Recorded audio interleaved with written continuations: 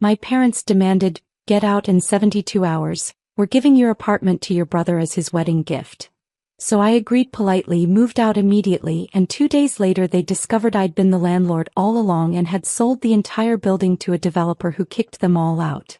Before we begin, take a moment to subscribe, say hello below, and tell us where you're watching from. Your support truly means everything. Let's continue. I stood in my apartment doorway, staring at my mother's face while her words echoed in my ears like a death sentence. 72 hours, Judith. That's all you get. My father stood behind her, arms crossed, nodding like some corporate enforcer. The hallway suddenly felt smaller, the air thicker. My younger brother Adrian shifted uncomfortably beside them, but he didn't speak up. He never did. "You're joking," I said, my voice surprisingly steady despite my heart hammering against my ribcage. The afternoon light streaming through the window behind me cast long shadows across their faces, making them look like strangers. Maybe they always were. "Do we look like we're joking?" Mom snapped, her perfectly manicured nails tapping against her designer purse. "Adrian is getting married in 3 months. He and Tiffany need a place to start their lives together. This apartment is perfect for them." I glanced around the space I'd called home for 5 years. The exposed brick I'd spent weekends restoring. The kitchen where I'd learned to cook my grandmother's recipes. The window seat where I'd cried, laughed, and rebuilt myself after my divorce. "This is my home," I whispered. "It's family property," Dad interjected, his voice cold and final. "And family takes care of family. Adrian is starting a new chapter. You've had your turn." The way he said it made my stomach turn. Like I was some expired product taking up valuable shelf space. Like the years I'd spent here, the rent I'd paid faithfully every single month, meant absolutely nothing. "I've been paying rent here for 5 years, I said, forcing myself to breathe slowly. My hands trembled slightly, so I shoved them into my pockets. The familiar scent of my vanilla candles mixed with the sharp perfume Mom always wore, creating a nauseating combination. $1,500 every month. Never missed a payment. Never been late. Adrian finally spoke, his voice weak and apologetic. "Come on, sis, don't make this harder than it needs to be. You know how important this is for me and Tiffany. We need to start fresh somewhere nice." Something inside me cracked. "Start fresh? Adrian, you're 26 years old. You've never held a job for more than 8 months. You still have Mom doing your laundry." The words poured out before I could stop them, years of resentment bubbling to the surface like lava. "And now you want my home as a wedding gift? How dare you?" Mom's voice cut through the air like a whip. Her face flushed red, that vein on her forehead pulsing the way it always did when she was angry. "After everything we've done for you. We gave you this place when you were going through your divorce, when you had nothing. And this is the gratitude we get." I laughed, a hollow, bitter sound that surprised even me. "Gave me? I've paid $90,000 in rent over 5 years, Mom.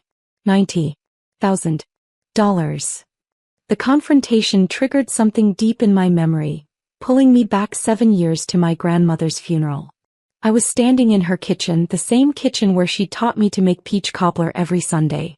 My mother had pulled me aside, her face softer than, almost kind.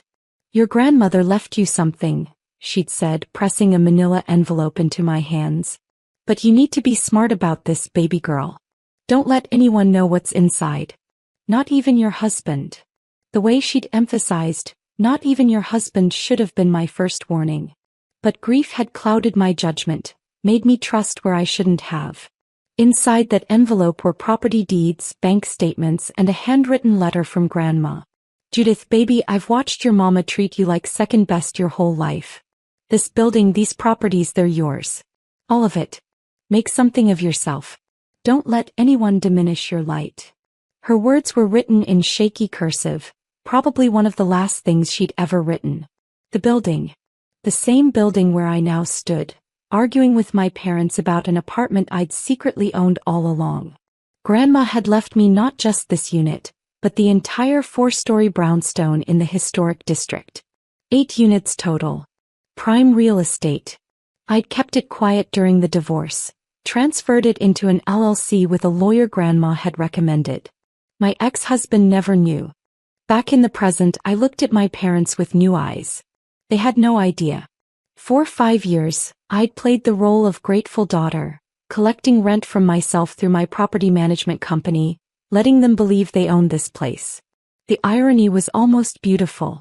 My father continued his lecture, oblivious to the truth. We've decided to give you 3 days to pack your things and find somewhere else to go. That's more than generous, considering your family. We could have just changed the locks. His words were clinical, businesslike, as if he were firing an underperforming employee rather than displacing his daughter. I tilted my head studying them both. My mother's Chanel suit probably cost more than most people's monthly rent. My father's Rolex caught the light, gleaming, expensive and cold. Adrian stood there in his Supreme hoodie and Jordan sneakers, looking everywhere except at me. They all looked so certain, so righteous in their cruelty. Okay, I said simply. The word hung in the air like smoke.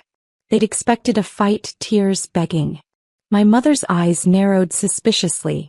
Okay, she repeated. Just like that. Just like that, I confirmed, my voice steady now, almost serene. A strange calm had settled over me, the kind of clarity that comes when you finally see people for exactly who they are. You want me out in 72 hours? I'll be out in 48. The next morning I called my lawyer, Raylan Copeland, a sharp woman in her 60s who'd been handling grandma's affairs for decades. Raylan, it's time, I said, standing by my window watching the city wake up. The sunrise painted everything gold and pink, beautiful and bittersweet. I want to sell the building. Find me a developer who can close fast and who won't negotiate existing leases. Are you sure? Raylan's voice was careful but knowing. She'd watched my family dynamics play out through legal documents for years. Once you do this, there's no going back, sweetheart. I thought about my mother's face, the casual cruelty in her dismissal. The way my father had looked through me like I was invisible. Adrian's weak apologies that meant nothing without action. I've never been more sure of anything in my life. Within 6 hours, Raylan had 3 developers interested. By evening, I had a cash offer from Sullivan Development Group for $3.2 million, closing in 14 days. They specialized in historic renovations and had a reputation for maximizing property values. They also had a policy of not honoring previous lease agreements with family discount arrangements. I spent the next 36 hours methodically packing my life into boxes. Each item I wrapped felt like shedding skin, preparing for metamorphosis. My neighbor, Mrs. Haney from Unit 3, knocked on my door holding a casserole. I heard your family was here yesterday, she said gently. The walls are thin, baby. You okay? I loaded the last box into my U-Haul at dawn on day 2, exactly 48 hours after the ultimatum.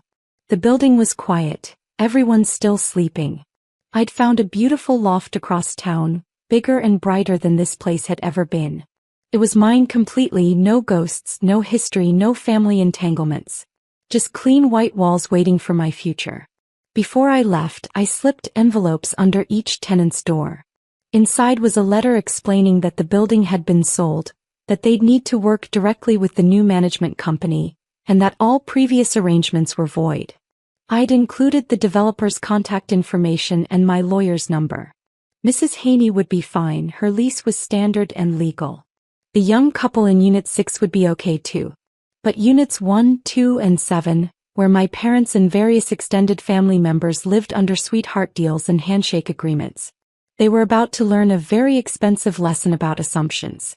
My parents paid $800 for a 2-bedroom in a neighborhood where market rate was $3,000. They'd been living off my grandmother's generosity, filtered through my silence for years. I sat in the U-Haul, keys in the ignition, looking up at the building one last time. For stories of red brick and white trim, window boxes my grandmother had planted decades ago. It had been my inheritance, my safety net, my secret. Now it was just a transaction. I turned the key and the engine rumbled to life. My phone started ringing within hours. I'd expected that. What I hadn't expected was the absolute radio silence for the first 3 days. I unpacked my new loft, arranged furniture, painted an accent wall deep emerald green. Each day I waited for the explosion, knowing it was coming, savoring the quiet before the storm. My best friend Brielle came over on day 4, carrying Thai food and wine. "Girl, you're too calm," she said, studying my face. "I know you, Judith. Something's going on. We'd been friends since college, through my wedding, my divorce, everything. She knew my tells better than anyone." "Just wait," I said, pouring wine into mismatched glasses I'd found at an estate sale. "Sometimes the best revenge is just stepping back and letting karma do its work." The wine was crisp and cold, sliding down my throat like liquid courage. Outside my new windows, the city sparkled with evening lights, full of possibility. Brielle raised her glass. "I don't know what you did, but I'm here for it. Your mama has been calling me, by the way, asking if I know where you moved to." The way she said it, eyebrows raised, made me laugh. My mother had never liked Brielle, always thought she was too outspoken, too independent, too much of a bad influence. Which was exactly why Brielle was my favorite person. "What did you tell her?" I asked, already knowing the answer. "I told her I mind my business and maybe she should try it sometime." The call came on day 12 at 6:47 in the morning. My mother's number flashed on my screen, and I let it ring 4 times before answering. "Hello." My voice was sleep-rough but steady. I'd been awake anyway, watching sunrise paint my new walls pink and gold. "What did you do?" My mother's voice was strangled, barely controlled. In the background I could hear my father yelling at someone, his voice sharp and frantic. "What the hell did you do, Judith?" I sat up slowly, pulling my blanket around my shoulders. "I moved out," I said calmly. "Like you asked. 48 hours, remember? I was even early." "Don't play stupid with me," she hissed. The venom in her voice was palpable, seeping through the phone line like poison. "We got a letter from Sullivan Development Group. They say we have 30 days to vacate. They say all previous lease agreements are void. They say," her voice cracked, "they say the building was sold." I let the silence stretch between us, thick and heavy. Through my window I watched a bird land on the fire escape, preening its feathers in the morning light. "Yes," I finally said. "It was sold. To Sullivan." "I sold it." "You sold what?" "This isn't your building to sell." My father had grabbed the phone, his voice booming and authoritative like always. "This is family property. Your grandmother left it to me," I interrupted, my voice like steel. "All of it. The entire building. Grandma left it to me 7 years ago, Dad. I've owned it this whole time." The phone went silent. I could hear breathing, ragged and shocked, but no words. Finally my mother's voice came back, smaller now, confused. "That's not possible. We've been collecting rent from the tenants. We've been managing the property." "You've been collecting rent from a property management company I hired." I explained, each word precise and measured. "A company I own. Every dollar you thought you were making, that was my money. My inheritance. You were just middlemen skimming administrative fees I allowed you to keep." I heard something crash in the background. Glass shattering. My father cursing. The satisfaction I'd expected to feel wasn't there. Instead there was just hollow emptiness, like staring into a canyon. "Why?" my mother finally whispered. "Why would you do this to us? To your brother? You gave me 72 hours to leave my home," I said, my voice breaking slightly despite my best efforts. "You didn't ask if I had somewhere to go. Didn't care if I could afford it. You just wanted me gone so you could gift my apartment to Adrian. You made me feel small and worthless and disposable." "But we're family," she said, the words sounding hollow even to her. "Family takes care of family. You said it yourself." I laughed, and it came out bitter and sharp. "You're right. Family should take care of family. Grandma knew that. That's why she left everything to me. Because she watched you treat me like a backup plan my whole life. Adrian was the golden child. I was just the responsible one who cleaned up messes and asked for nothing." Adrian called next, his voice panicked. "Judith, please. Tiffany's family is already judging me. If we lose this apartment, if they find out we don't have a place for after the wedding." He was crying, actually crying, and I felt something twist in my chest. "You mean if they find out you're not as established as you pretended to be?" I asked, softening slightly despite myself. Adrian had always been weak, not cruel. Just weak and spoiled and enabled. Adrian, you're 26. You should be building your life, not having it handed to you. I know, he sobbed. I know, okay? But Judith, I can't. This wedding cost $60,000. Tiffany's dress alone was $8,000. Her parents think I'm some kind of real estate heir. If this falls apart, she'll leave me. Her dad will make sure I never work in finance again. The desperation in his voice was real, raw, human. For a moment, I remembered us as kids, playing in Grandma's backyard before everything got complicated. Before Mom started comparing us, before Dad started playing favorites. Then maybe you shouldn't have built your life on lies, I said quietly. Maybe you should have told Tiffany the truth about who you are. Please, he whispered. Please, there has to be something you can do. Some way to fix this. I'm begging you, sis. I closed my eyes, exhausted suddenly. The building is sold, Adrian. It closes in 2 days. Sullivan owns it. Even if I wanted to undo this, I can't. It's done. They showed up at my new loft 2 days later, all of them. My parents, Adrian, even Tiffany in her designer athleisure looking like she'd stepped out of an Instagram filter. My doorman called up asking if I wanted to let them in. I almost said no. Almost. But something made me agree. They stood in my living room, looking around at my new space with barely concealed judgment. My mother's eyes lingered on the exposed pipes, the industrial fixtures, the art I'd hung. This is what you left us for? She said, disdain dripping from every word. This warehouse. This is what I chose for myself, I corrected, standing tall. Without asking anyone's permission. Without needing anyone's approval. This is mine. Tiffany spoke for the first time, her voice sharp and entitled. Do you have any idea what you've done? Our wedding is in 6 weeks. 6 weeks. We have 60 people coming. We were supposed to host a post-wedding brunch in that apartment. Now Adrian's parents are being evicted like common criminals. Something in me snapped. Common criminals? Your future mother-in-law demanded I leave my home with 72 hours notice. She didn't ask where I'd go or if I could afford it. She just wanted me gone. And you, I looked at Tiffany directly, you didn't even know I existed until this became inconvenient for you. So don't talk to me about family. My father stepped forward, his face red. We raised you better than this. This vindictiveness, this cruelty, this isn't who you are. No, I said, my voice rising despite my best efforts to stay calm. You raised me to be convenient. To be quiet. To fix problems and never create them. You raised me to accept scraps while Adrian got everything. Years of pain poured out, unstoppable now. When I graduated top of my class, you threw Adrian a bigger party for finishing his bachelor's degree, barely 3 years late. When I bought my first car with my own money, you bought him a BMW for his 21st birthday. When my marriage fell apart, you told me to try harder. When Adrian's girlfriend left him because he cheated, you blamed her. My mother's face had gone pale. That's not fair. We loved you both equally. Equally. The word tasted like ash. Mom, I've been invisible my whole life.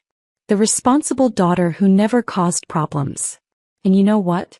I kept myself invisible even after Grandma died. I could have told you about the inheritance.